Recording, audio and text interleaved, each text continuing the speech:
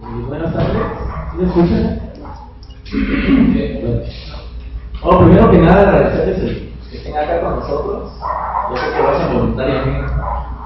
El día de hoy vamos a tener una plática que quizás muchas veces en la academia, dentro de las escuelas, se deja de lado. Y no es porque ellos les interese una apatía por saber esta temática. Muchas veces es por la misma currícula que tienen las materias, o a veces los tiempos no se prestan para en una clase se hable de estos temas. El día de hoy vamos a hablar, nuestro invitado va a hablar, mejor dicho, acerca de lo que es la poética y la política, y específicamente lo que es la generación del 27. A modo de introducción, podemos decir que la relación entre poética y política, desde mi punto de vista, tiene dos relaciones directas que hacen un conjunto. La primera relación que se da es entre lo que es la estructura del poema y la relación con los contextos políticos que se generan en ese momento.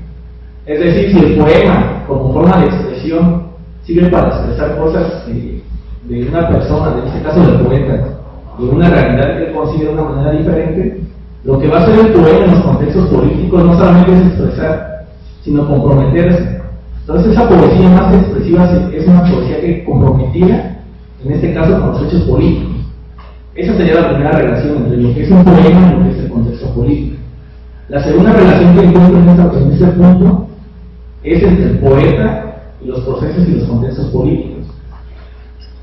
¿Por qué el poeta como una relación con los contextos políticos? Primero que nada, el poeta, al darse cuenta y al vivir en un contexto político quizá muy agobiante o rígido, como puede ser una dictadura, y sobre todo en un lugar donde se censura y hay un absolutismo y se trata de imponer ideas, el poeta trata de concebir una realidad diferente y ponerse del lado de las personas que son oprimidas en este caso, o comprometerse con una idea, con un ideario, y su poesía surge y crea lo que yo considero es una tercera etapa, lo que es la poesía social, la poesía comprometida políticamente. Y creo que en esta parte sirve para dar paso a nuestro invitado del día de hoy. Él es el licenciado Eugenio Chávez Bedoya, egresado de esa universidad. Tiene una licenciatura en Ciencias Políticas y Administración Pública, al igual que todos nosotros. La gran mayoría, pues, estamos estudiando esto o estudiamos. Actualmente cursa una maestría en lo que es estudios humanísticos en el Instituto Tecnológico de Monterrey. Tiene estudios también de filosofía en el seminario de Chiapas, si no me equivoco. Y, bueno, está de más decir que pues, es conocedor y especialista en estos temas de la relación de lo que es la poesía con los contextos políticos. Entonces, sin más, le doy paso al licenciado Bedoya. Gracias, licenciado David. Quiero agradecer al licenciado David en primer lugar y al licenciado Manuel pues, que me acompañen, me siento como que no, y también agradecer al doctor José Ramón y pues a todos la presencia, su paciencia. No quiero aburrirlos demasiado con la presentación. Había yo pensado alguna frase de algún autor que me hiciera parecer inteligente, pero me la voy a obviar. Quiero más entrar directamente al tema. Solo me voy a permitir platicarles cómo surgió la idea de venir aquí a hablarles sobre la generación del 27. Estábamos en mi casa, el licenciado David y el licenciado Manuel, y pues platicando siempre de cosas políticas, porque somos politólogos, tenemos la plena de las cosas políticas, pero de repente algún tema, algo tocó y nos relacionó a García Lorca, y a mí el tema de García Lorca me impresiona, me conmueve, me pone pues en ánimo de debate. Siempre tengo ganas de hablar de García Lorca. Es uno de los poetas que conozco desde joven. Yo tuve un contacto muy cercano con la poesía desde joven. Difícilmente me es ajeno el tema de la poesía. Últimamente lo que hago es básicamente trabajar en la poesía, trabajar en el desarrollo poético. Un poco alejado del ambiente de la ciencia política, pero he intentado, a partir de pues, el trabajo académico, acercar dos mundos que parecen muy lejanos, que es el mundo de la política y el mundo de la poética. Y me parece que después de tanto leer, de tanto reflexionar, pues me parece que no están tan lejanos, me parece que realmente están cercanos. Desafortunadamente, al joven de hoy ni le interesa la política, ni le interesa la poética. Desafortunadamente, dos disciplinas elementales, si han leído a Aristóteles sabrán que para Aristóteles el mundo giraba en torno de estos dos temas, de estos grandes temas. La poética, en términos estrictos, no es solamente la poesía, es el arte en general, y la política como todo lo social, como todo este mundo social es lo que llamamos política o lo que Aristóteles llamaba política. Entonces me parece que es eso, pues la explicación un poco cotidiana de cómo surge esta idea de hablar de la creación del 27. Ya me he ido trabajando el tema respecto a la política y la poética. Trabajé el tema del muralismo mexicano y a partir del desarrollo de una metodología estricta, pues es que tengo la libertad de venirles a hablar de cómo la política y la poética se relacionaron de alguna manera en la generación del 27. Bueno, lo que voy a intentar hacer es explicarles un poco el contexto histórico, el contexto social específico de la época, y después voy a explicar la estética, la forma de producción de los poetas de la generación del 27. No voy a explicar a todos porque es un canon muy amplio. Voy a explicar solo algunos cuantos, los que me parecen más interesantes para no aburrirlos. Dice Shakespeare que la brevedad es el arma de la agudeza, pero bueno, yo no aspiro a ser agudo, pero por lo menos voy a intentar ser breve. Entonces, voy a iniciar con esto que les voy a platicar y que tiene que ver con cómo el hecho del inicio de la Guerra Civil Española cambia de rumbo la visión poética de todos los autores del 27. Para este tiempo, lo primero que voy a hacer es explicarles qué es la Guerra Civil Española o qué fue la Guerra Civil Española. Voy a confiar en las clases de historia que seguramente tuvieron en el bachillerato o las que tuvieron en la secundaria, y no me voy a meter a antecedentes, consecuencias. La historia de la Guerra Civil es de las más ricas y de las más estudiadas por los historiadores, pero no lo voy a hacer porque voy a confiar en ustedes y solamente voy a dar como un panorama general. El día 18 de julio de 1936, los militares de la ala conservadora del ejército español, encabezados por Francisco Franco, se levantaron en armas contra la Segunda República Española, y esto dio como origen pues al movimiento armado más bélico, más sangriento, más cruel de la historia moderna de España, y si me permiten decirlo, creo que de los más crueles, de los más duros de la historia, de toda la historia, hablando de conflictos internos. Hablando de revoluciones y de guerras civiles, me parece que la Guerra Civil Española es de las más crueles, de las más sanguinarias, de las que tienen más niveles de muertes, ¿no? Números de personas fallecidas a causa de la guerra o de la posguerra, porque incluso la parte más dura de la guerra se da después de la guerra, se da en plena posguerra. Entonces, pues es una de las más sanguinarias guerras del mundo. Pues de ahí excluimos obviamente a la Segunda y a la Primera Guerra Mundial, porque no son conflictos internos sino externos, digamos, entre potencias. Pero bueno, ¿quiénes luchaban en esta Guerra Civil Española? Pues básicamente dos grupos. El primero luchaba buscando un cambio social, un cambio político, un cambio que rompiera con una situación pues histórica, una situación prevaleciente, que era una oligarquía que había gobernado España desde tradicionalmente, una oligarquía pues basada primero en los reinos y después obviamente en la burguesía y en las clases poderosas. Del otro lado estaba esta oligarquía apoyada por el ejército, por la Iglesia Católica y por una serie de grupos conservadores como la Falange Española. Bueno, estos grupos estaban luchando y la clase media, esto es un dato interesante, porque la Guerra Civil Española surge en el albor de la Segunda Revolución Industrial. Por tanto, en el surgimiento de una clase media, en la emergencia de una clase media, estaba emergiendo la clase media, y aunque tradicionalmente el marxismo define a la clase media como apolítica, o que el marxismo clásico tiende a ver a la clase media como si no tuviera parte de los conflictos políticos y sociales, como si no les interesara la clase media. Pero en el asunto de la Guerra Civil Española, la clase media tomó partido y se dividió. Un tanto de la clase media se fue al ala republicana y el otro se fue a al ala insurgente. Se dividió casi a tantos iguales. Y en medio, obviamente, el pueblo desprotegido pues, fue el que sufrió los embates de la guerra. Durante los 3 años que duró la guerra, desde 1936 y hasta 1939, surgió en España y después se consolidó un grupo de poetas y artistas que, insertos en el momento y en el fervor del conflicto, crearon una obra testimonial, pero muchas veces también protagonista del horror de la guerra. Aquí hago un apunte muy claro. La obra de la generación del 27 es testimonio del dolor de la guerra, del sufrimiento de la guerra, pero también es protagonista y yo la historia de la generación del 27 no surge con la guerra civil española, no quiero que se confundan.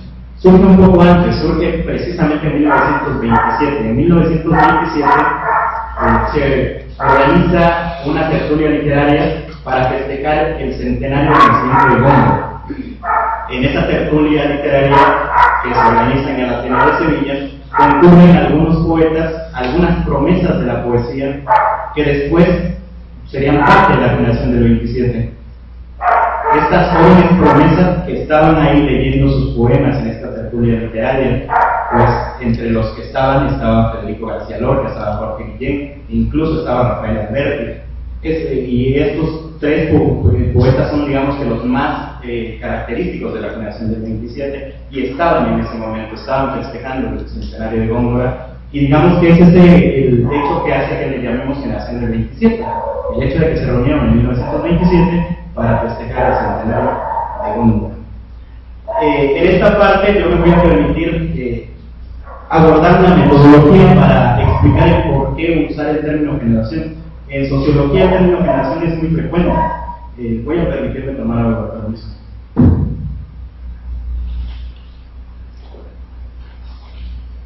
Lo malo de los nervios es que dan sed, por lo demás no tengo problema.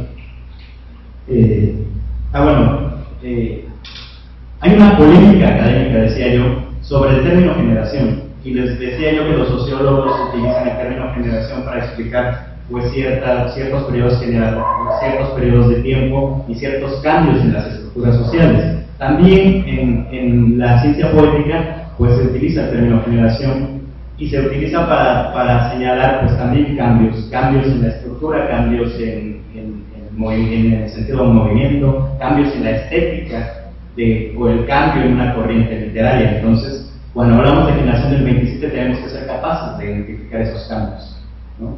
Más aún del hecho de que todos son, digamos que contemporáneos, todos nacieron entre la última década del siglo XIX y la primera del XX. Más que eso, hay ciertas características que nos permiten englobarlos y decir, esto es una generación y es la generación del 27. Me voy a permitir explicar algunos. Y la primera característica es esa, la coincidencia cronológica que ya he explicado. Todos nacen en un periodo de tiempo relativamente corto, solamente 2 décadas, entre el más grande y el más viejo, digamos que es Jorge Guillén, y el más joven que es Miguel Hernández, hay solamente 20 años de diferencia. Todos se forman intelectualmente en un mismo espacio, coincidieron en escuelas, la mayoría de ellos vivieron en la casa de residentes de Madrid, crecieron relativamente juntos, por tanto también hay una convivencia entre los miembros de la generación. Esto es una cosa importante, la convivencia entre los miembros de la generación, y en el caso de la generación del 27 era una convivencia de mucha amistad. De hecho, a la generación del 27 se llama la generación de la amistad, por este hecho, eran amigos entre ellos, todos lloraron la muerte de Lorca, todos escribieron y condenaron el asesinato de Lorca, condenaron la dictadura militar, todos tenían una formación intelectual y posturas políticas y sociales parecidas. Existe un guía generacional en ellos, de hecho bastantes guías generacionales fueron grandes alumnos de Ortega y Gasset, alumnos de Gómez de la Serna, se dejaron guiar por los avances de García Lorca, por los de Jorge Guillén, tenían entre ellos pues líderes y cabezas y guías generacionales, y tenían un lenguaje común. Esto lo voy a explicar más adelante, pero ellos transitaron de una poesía deshumanizada, una poesía predominantemente pues banal, digamos, a una poesía comprometida y social. Eso es una cosa que quiero explicar más adelante.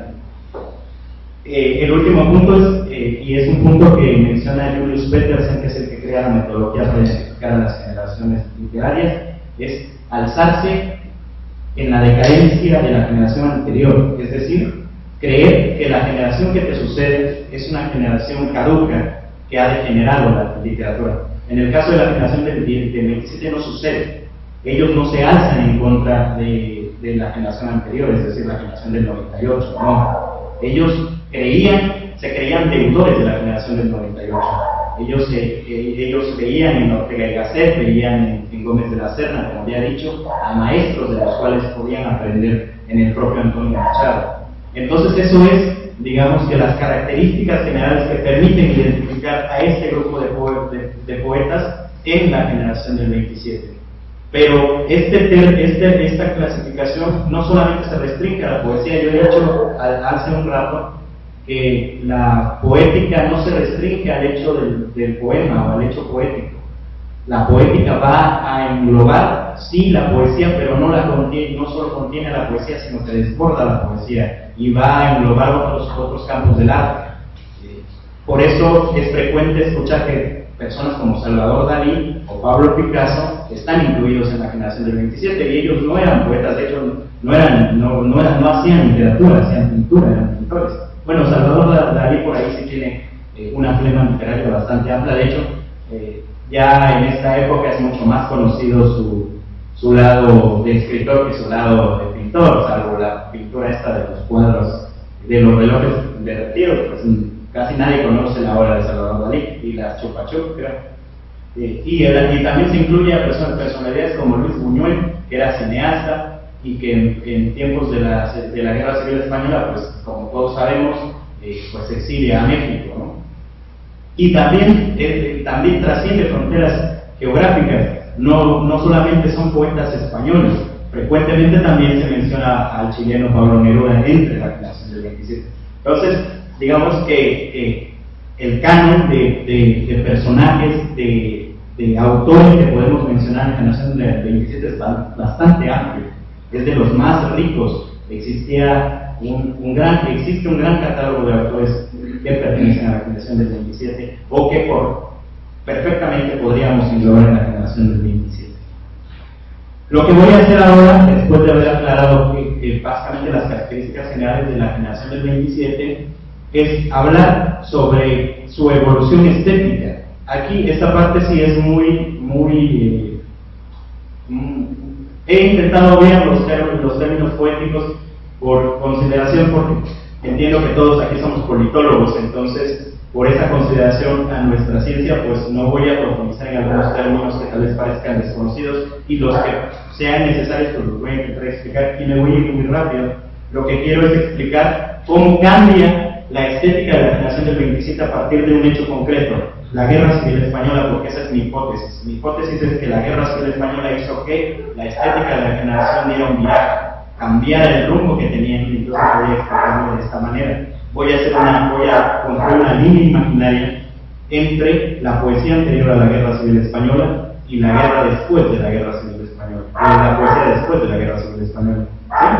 Entonces, ¿cuáles son las características de la poesía de la generación del 27 antes de la Guerra Civil Española? Lo primero es que estos poetas iniciaron su andar poético pues buscando básicamente una sola cosa.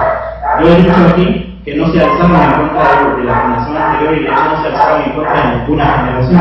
Más bien, lo que buscaban era consumir la tradición poética española con el fenómeno vanguardista que venía desde Estados Unidos y venía de Alemania. Ellos buscaban eso, incluso de Inglaterra. Ellos buscaban conciliar un fenómeno moderno en la poesía, que es la vanguardia, con la tradición española.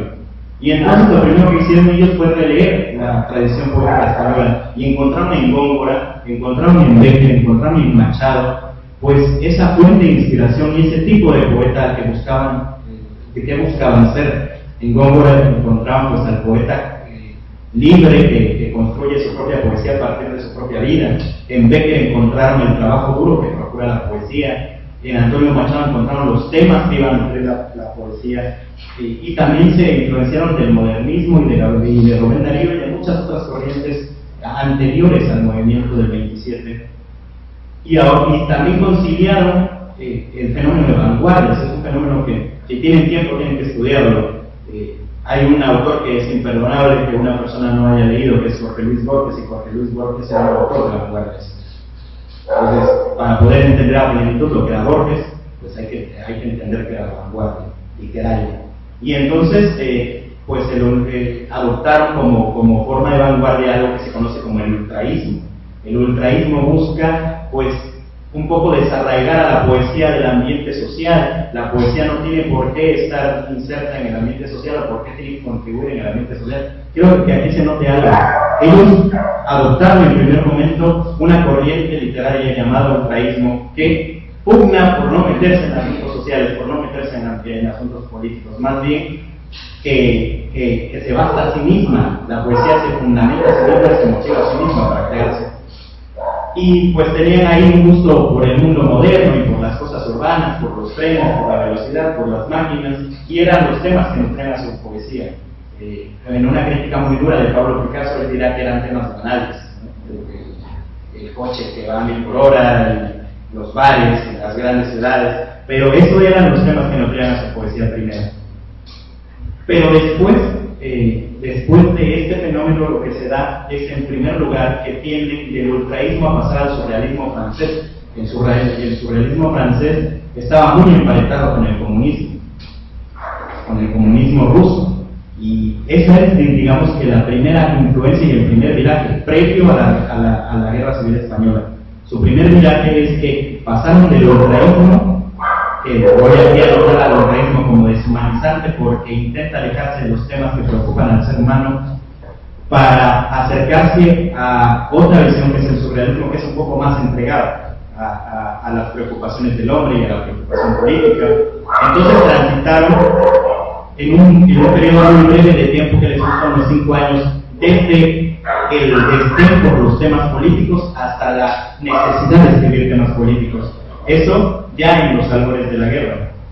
Voy a hacer un pequeño ejemplo práctico para que quede claro cómo transitaron esto, cómo evolucionó su poesía. Por ejemplo, en el tema de la ciudad. Antes de la Guerra Civil Española, ellos veían a la ciudad y escribían a la ciudad, pero escribían las maravillas de la ciudad, las maravillas del mundo moderno, y escribían del teléfono, del cine, del teatro, de las mujeres, del alcohol, de los bares, de los excesos. De eso escribían, esas cosas frívolas escribían. ¿Qué pasa después? Que hay un cambio en su experiencia sensible, y entonces empiezan a escribir sobre la ciudad. Siguen escribiendo sobre la ciudad, pero ya no escriben las maravillas de la ciudad. Lo que empiezan a escribir es la vida caótica de la ciudad, los problemas de la vida de la ciudad, el desarraigo en la vida de la ciudad. Empiezan un proceso de rehumanización de su poesía. Una poesía que estaba deshumanizada porque pues tendía a temas banales, a alejarse de lo político, porque era una poesía basada en la metáfora, que desdeñaba cualquier otro tipo de adorno poético, y tienden a otro tipo de cosas, tienden a comprometerse más y tienden a ver los mismos temas desde otro enfoque.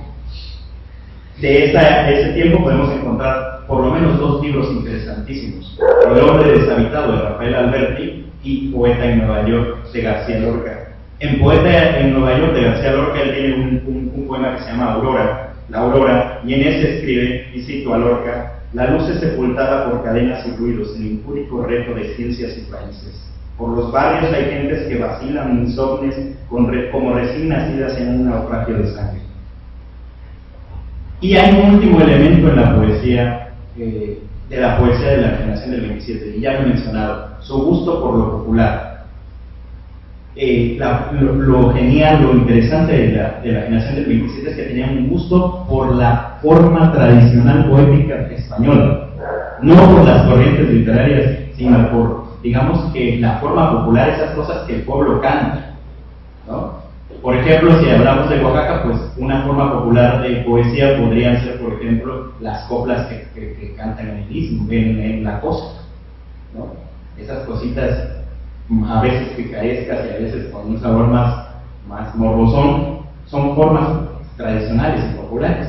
Pues España también tiene estas formas, antiquísimas, antiguas, y ellos veían y admiraban estas formas, admiraban el romance, admiraban las coplas, los cantares de gesta, y entonces descubren, especialmente al inicio de la guerra, que los romances y estas formas en el que el pueblo se comunica y con el que el pueblo enseña su propia historia, son también formas en las que ellos pueden llegarle al pueblo, porque al inicio de la guerra lo que ellos están buscando es eso, cómo hacer que el pueblo lea su poesía y cómo esa poesía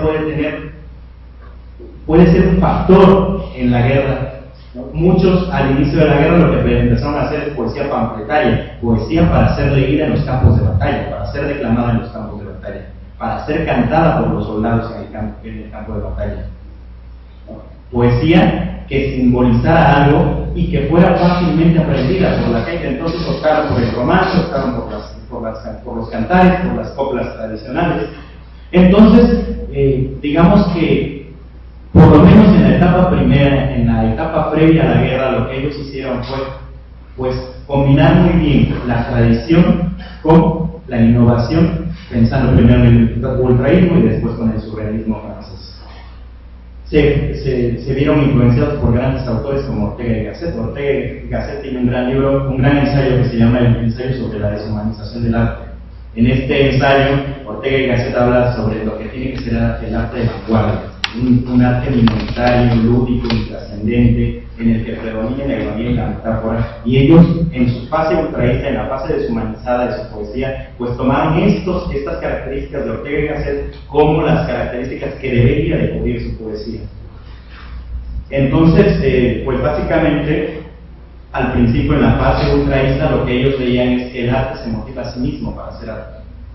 La poesía se motiva a sí misma para hacerse, no requiere de temas trascendentales, no requiere de un compromiso social, no requiere modificar nada en el individuo, ¿no? El arte está ahí solo por el simple hecho de ser arte.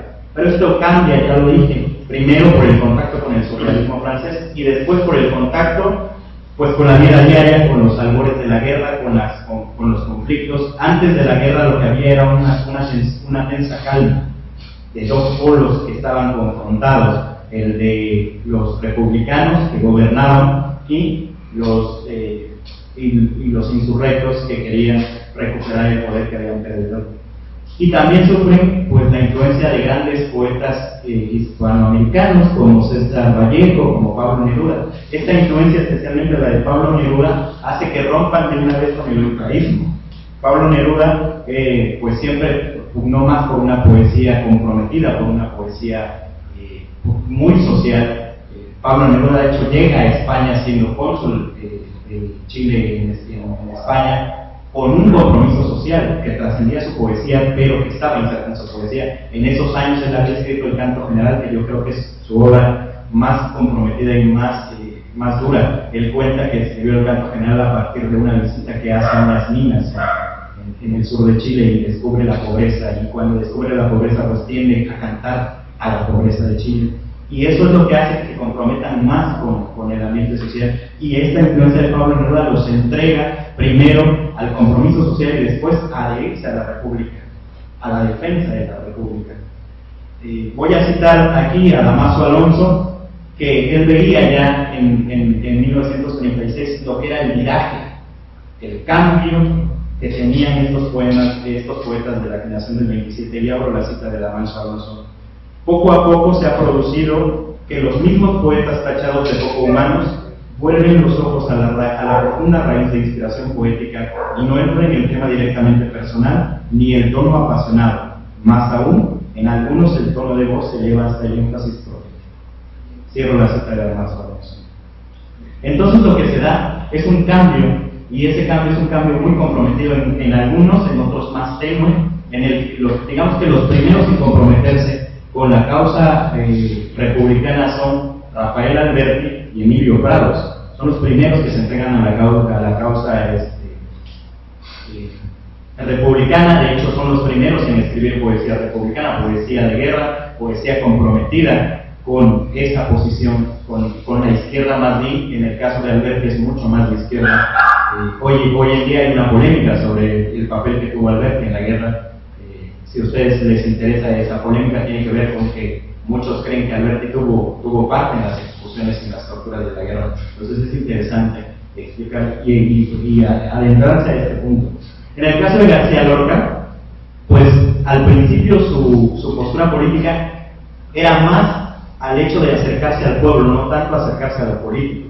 Él buscaba el acercamiento al pueblo. Entonces cuando le ofrecen pues dirigir el grupo de la Barraca, pues lo acepta, y el grupo de la Barraca, que era un grupo teatral, pues lo que tenía como misión era básicamente llevar el teatro clásico al pueblo español.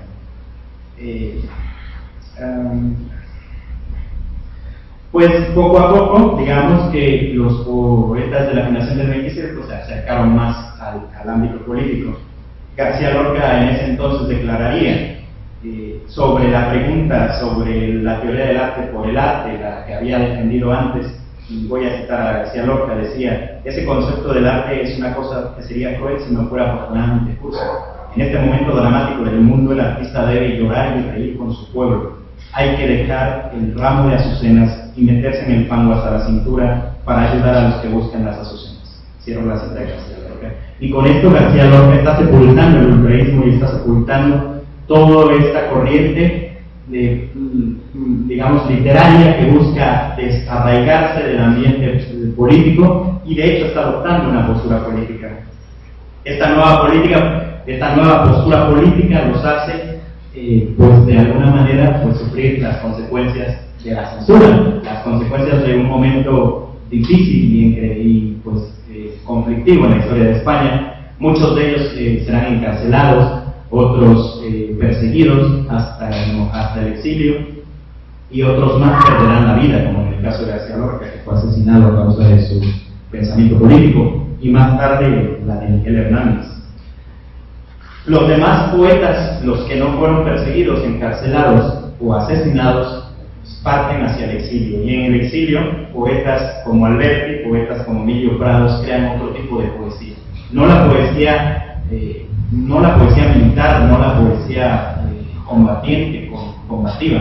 Crean otro tipo de poesía, la poesía del desarraigo, la poesía de lo que han dejado atrás, la poesía que se torna elegía, que se torna tristeza. Esto que han dejado atrás.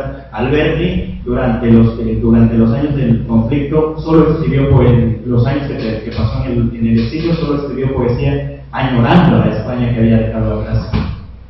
Esa poesía del desarraigo. César Vallejo dirá: España, cuídate de tu propia España. Esta idea de las dos Españas, la España que se queda, que es la España que está combatiendo, la España dura, la España que sangra, la España que muere, y la otra, la España que huye y añora los tiempos pasados. Es la idea de las dos poesías de la España después de la guerra, es la poesía del arraigo y la poesía del desarraigo. En el caso de los que se quedaron, de los poetas que se quedaron a combatir, de los que se quedaron a hacer algo, pues la poesía se torna panfleto, se torna poesía de combate. Digamos que la épica sustituye a la lírica, o en muchos casos se funde, se mezcla de una forma perfecta, como en el caso de Miguel Hernández. Miguel Hernández es un claro caso de lo que es la poesía mezclada entre la épica y la lírica. En este poema de la canción del esposo soldado dirá: mujer te quiero, cercado por las balas, ansiado por el plomo. Yo, si me dicen que si me muestran algo más épico lírico, pues está bien, pero yo creo que esto es de lo más épico lírico que se puede leer, por lo menos en la modernidad. Y después regresan a lo que ya había dicho, regresan a la postura y a la tradición de escribir cosas populares, al romance, un poco pues homenajeando a García Lorca, que en ese entonces ya estaba muerto. García Lorca fue el primero que se empezó a escribir romances, que regresó al romance. Les recomiendo que lean El romancero gitano de García Lorca o El poeta en Nueva York, pero también El cantejondo, que es, digamos, que la parte más popular de García Lorca. Y este es el proceso que llevó a los poetas de la generación del 27, desde la deshumanización de su arte a la humanización y al compromiso político. Y este compromiso político no hubiera sido posible sin el factor del inicio de la guerra. Es decir, lo que aquí intento probar es cómo un hecho social puede darle un viraje a todo un movimiento literario. Y yo creo que si empezamos a demostrar esta relación, pues empezamos a demostrar algo bastante interesante. empezamos a conciliar dos mundos, como decía al principio, el mundo de la poética y el mundo de la política. Luego nos parecen un poco lejanos. Lo que voy a hacer ahora, me voy a permitir ese exabrupto, va a ser comentar solamente rápidamente 3 autores para adentrarnos más en su obra, para que conozcan más de la poesía de la generación del 27. Y voy a tocar a Federico García Lorca porque dije al principio que es el poeta que más me evoca y al que más digamos que me predispone a la reflexión. Luego voy a tocar a Miguel Hernández por cosa de cariño, y después voy a tocar a Pablo Picasso nada más por molestar, porque he dicho que Pablo Picasso no era escritor, entonces para demostrar pues un poco de algunas cosas. Pues como yo he dicho, la poesía de García Lorca pues es una poesía popular, pero también es una poesía que concilia la tradición y la innovación, y es una poesía testimonial, y es un testimonio de dolor, de la pena. La poesía de García Lorca está llena de pesar, está llena de tristeza, está llena de un compromiso con las causas y con las tristezas de las personas. Los personajes lorquianos, por ejemplo, están llenos de una vida pues bastante trágica. Casi todos los poemas de García Lorca que incluyen personajes construidos por él, pues tienen esta vida trágica, como Rosa de los Camborios, a la que le cortan los pechos, o a Antonito al que lo matan entre 3. Bueno, esta vida llena de tragedia. Y su poesía en forma es una poesía cristalina, con una expresión profundamente simple. Ustedes, si alguna vez han leído a Federico García Lorca, espero que lo hayan hecho, y si no, pues los invito a que lo hagan, pues van a descubrir un poeta claro, transparente, limpio, un poeta que pueden leerlo con una facilidad increíble, porque habla con un lenguaje popular que solo la experiencia y la dureza puede dar, llena de folclore, llena de tradición. Y como he dicho, su poesía es una poesía llena de nostalgia de lo perdido, de añoranza del pasado. Hay, pues, como ya también dije, hay una aplicación con la muerte, en el romance de la Guardia Civil, en la muerte de Antonito de Camborio, en el pequeño poema infinito, en la herejía, en pequeño poema infinito que es extraído del poeta en Nueva York, escribiría, y cito: pero el 2 no ha sido nunca un número, porque es su angustia y su sombra, porque es la guitarra donde el amor se desespera, porque es la demostración de otro infinito que no es suyo, y es las murallas del muerto, y es el castigo de la nueva resurrección sin final. En el romance de la Guardia Civil, por ejemplo, ahorita, si me da tiempo, no sé cómo estamos de tiempo, voy a permitirme leerles el romance de la Guardia Civil española, si tengo tiempo. Si no, solamente les platico la historia. Básicamente es que la Guardia Civil entra a Jerez de la Frontera y mata a todo el mundo, ¿no? Bueno, eso se lo platico rápidamente. Entonces, pero hay un cuadro ahí. Hay un cuadro que García Lorca nos muestra, pinta con sus palabras un cuadro. ¿Cuál es este cuadro? Dice: los caballos negros son, las cerraduras son negras, el cielo se les antoja una vitrina de espuelas, San José lleno de heridas amortaja una doncella, Rosa la de los Camborios gime sentada en su puerta con sus 2 pechos cortados puestos en una bandeja. Este, por cierto, es el poema más polémico de García Lorca. Mucha gente cree que este poema pues le valió la muerte, porque de hecho García Lorca es fusilado por un séquito de la Guardia Civil Española, y este poema es en contra de la Guardia Civil Española. Otras causas posibles de su muerte pues es obviamente su posición política. Otros le adjudican su franca homosexualidad, porque él era abiertamente homosexual, y también hay una nueva teoría que habla sobre un problema económico y familiar. Entonces, digamos, teoría sobre la muerte de García Lorca. ¿Qué pasó con García Lorca? Pues en el momento en que inicia la guerra, le empieza a ver cómo se están encarcelando a sus amigos, cómo se están dando las desapariciones forzadas y los asesinatos, y entonces pues muy inteligentemente decide huir de Madrid y irse a Granada, su pueblo natal, a descansar, pensando en que ahí va a estar seguro. En ese entonces el gobierno de México, el gobierno de Colombia, varios gobiernos de América Latina le habían ofrecido asilo, porque obviamente estaba en peligro de muerte, pero él se fue a Granada, inteligentemente. Y en Granada lo denuncian anónimamente, alguien pues lo acusa que él está en Granada, es aprehendido, es fusilado, y su cuerpo es enterrado en una fosa clandestina, sin cruz y sin inscripción, que nadie conoce dónde está hasta el día de hoy. De hecho, una de las demandas, digamos, del rescate de la memoria española es precisamente encontrar la tumba donde yacen los restos de García Lorca, porque siendo el poeta más reverenciado, el poeta que más ha influido en la historia moderna de España, pues al español no le cabe la conciencia que no haya un lugar donde sus admiradores podamos lograr, digamos.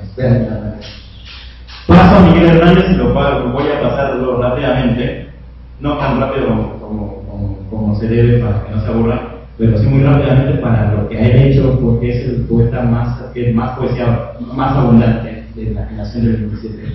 Y les va a sorprender que yo diga que es el poeta con la carrera más corta, porque es el más joven, como dije al principio, y también es el que muere más joven. Él es tan joven, nace en 1910, y entonces muchos teóricos no lo sitúan en la generación del 27, lo sitúan en una generación posterior, la del 36, pero yo lo sitúo en el 27 porque estéticamente es del 27.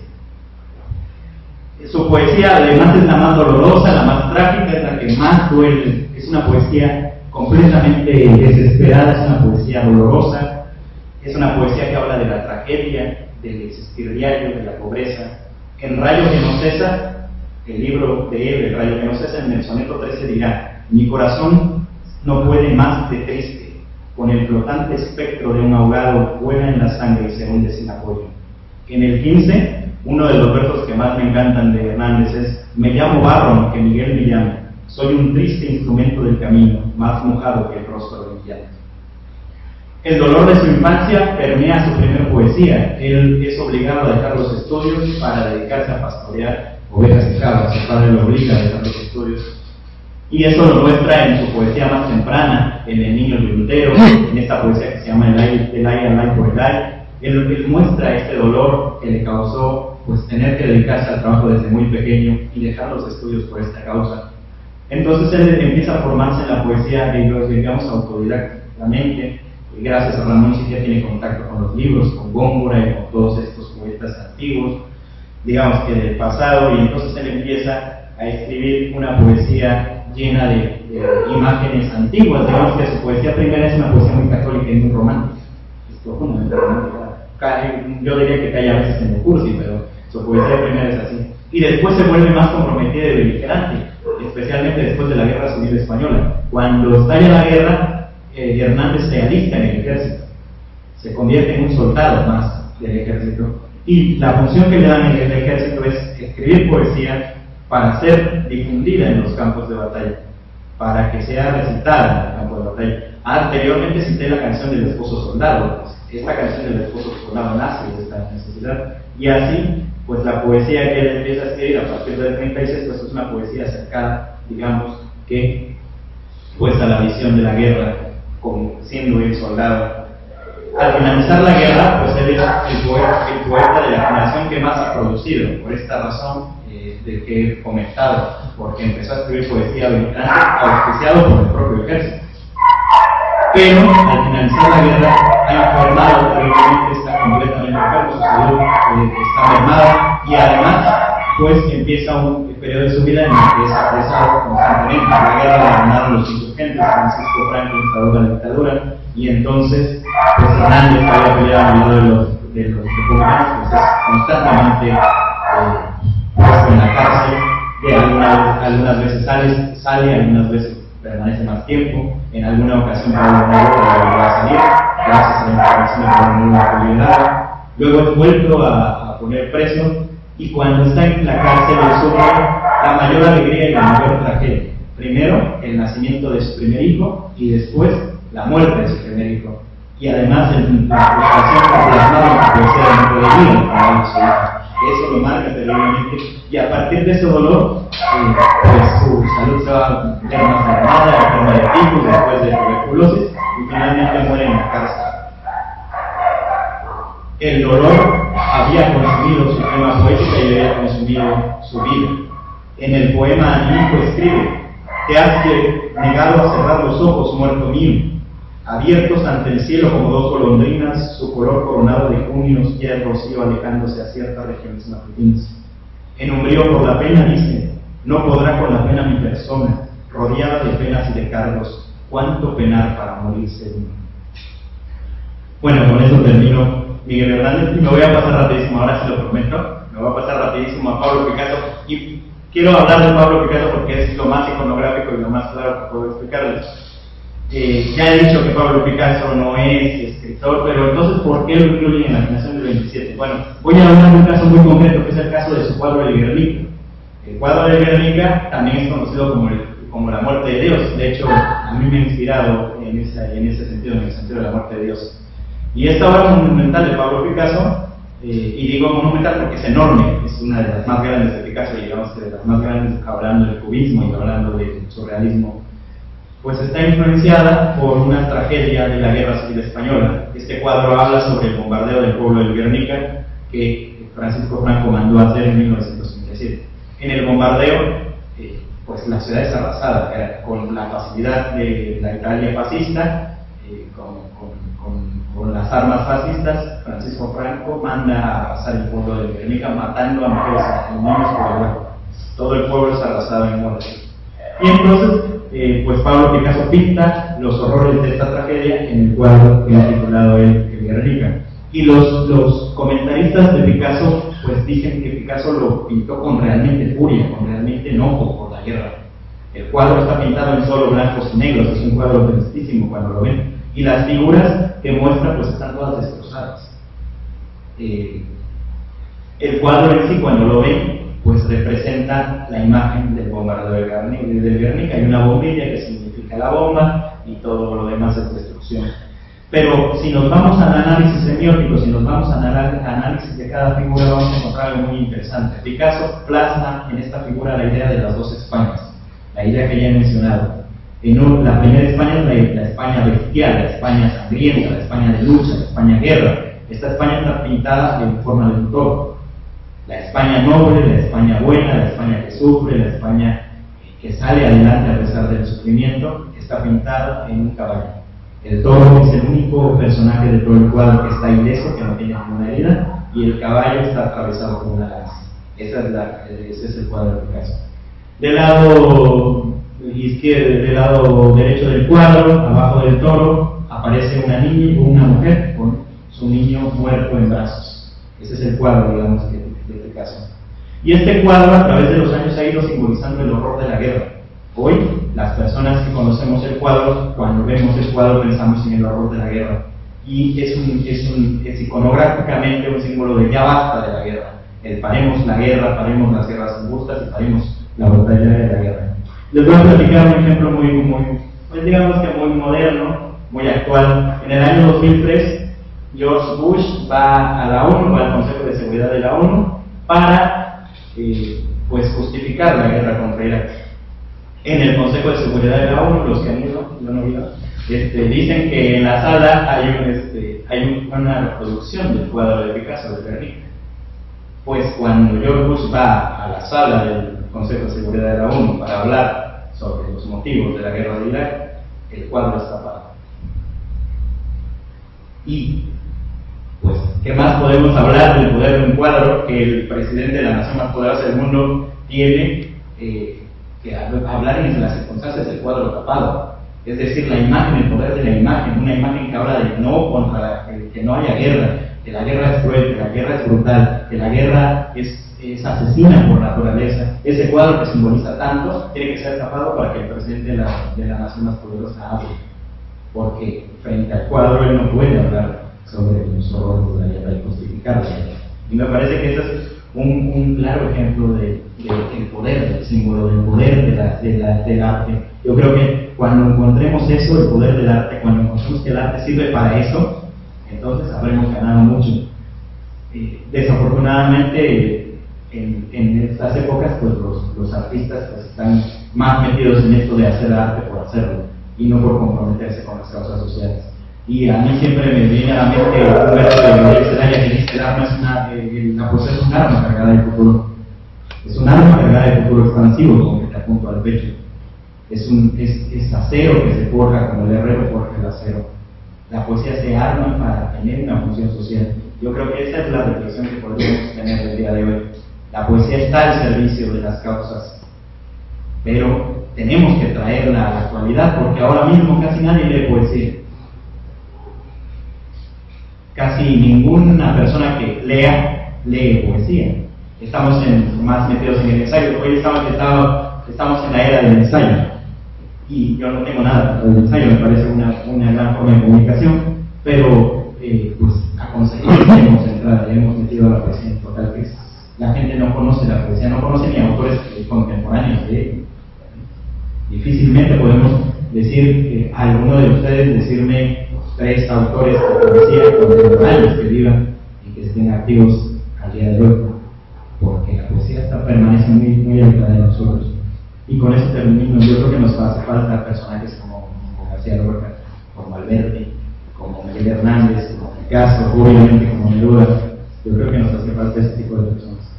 No sé cómo estamos de tiempo, si no, pues me voy a permitir leer ¿ya? ¿Ya los aburrí? No. Los dejo que me hagan, bueno, alguna reflexión que alguno de ustedes tuviera. Mejor ¿sí? ¿Sí lo veo? Bueno, pues la reflexión popular lo voy a leer. Me decían que los separadores son buenos y hasta ahora lo resulta. Este es el romance de la Guardia Civil Española de García Lorca, del romance gitano. Los caballos negros son, las cerraduras son negras, sobre las capas relucen manchas de tinte de cera. Miren, por eso no vuelan de nuevo las caballeras, con el alma de calor bien por la carretera, jorobados nocturnos por donde animan mordida, silenciosos de luna oscura en nieve de finalidad. Pasan si quieren pasar y dibujan en la cabeza una vaga astronomía de pistolas incompletas. Oh ciudad de los gitanos, en las esquinas banderas la luna y la calabaza con las ligas se conservan. Oh ciudad de los gitanos, ¿quién te vio y no te recuerda? Ciudad de tu gloria misma con las torres de Canela. Cuando llegaba la noche, noche que nochera, los gitanos en sus fraguas forjaban sobre flechas. Un caballo malherido llamaba a todas las puertas. Gallos de medio cantaban porque desde la frontera. El viento vuelve desnudo al final de la sorpresa en la noche platinoche, noche que noche nochera. Virgen y San José perdieron sus castañuelas y buscan a los gitanos para ver si las encuentran. La Virgen viene vestida con un traje de alcaldesa de papel de chocolate con los collares de almendras. San José mueve los brazos bajo una capa de seda. Detrás va Pedro Romeco con 3 sultanes de Persia. La media luna soñaba un éxtasis de cigüeña. Estandartes y faroles invaden las azoteas. Por los espejos sollozan bailarinas sin caderas. Agua y sombra y agua porque desde la frontera. Oh ciudadanos gitanos, en las esquinas banderas apaga tus verdes luces que viene la benemérita. Oh ciudadanos gitanos, ¿quién te vio y no te recuerda? Dejadla lejos del mar sin peines para sus flechas. Avanzan de 2 en punto a la ciudad de las fiestas. Un rumor de semprevidas invade las capucheras. Avanzan de 2 en punto, doble nocturno de tela. El cielo se les antoja una neblina de espuelas. La ciudad libre de miedos multiplicaba sus puertas. 40 guardias civiles entran a saco por ellas. Los relojes se pararon, y el coñac de las botellas se disfrazó de noviembre para no incluir sospechas. Un vuelo de gritos largos se levantó en las veletas, los sables cortan las brisas que los cascos atropellan. Por las calles de penumbra huyen las gitanas viejas con los cabellos dormidos y las orzas de monedas. Por las calles empinadas suben las capas siniestras, dejando detrás fugazes remolinos de tijeras. En el portal de Belén los gitanos se congregan. San José y los venidas amortaja una doncella. Tercos fusiles agudos por toda la noche suena. La Virgen cura a los niños con salivilla de estrella. Pero la Guardia Civil avanza sembrando hogueras donde joven y desnuda la imaginación se quema. Rosa, la de los camellos, vive sentada en su puerta, con sus 2 pechos cortados puestos en una bandeja.